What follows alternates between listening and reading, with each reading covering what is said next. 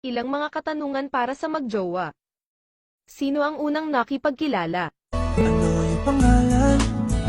Nais kong malaman. Sino ang unang umamin sa inyong dalawa? Dami pang gustong sabihin.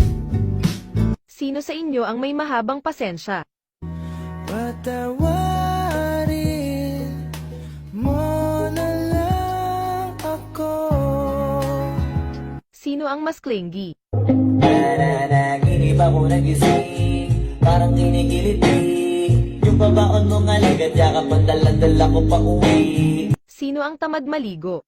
Tinanong kita sabay tayong maligo, pero tinawanan mo lang ako.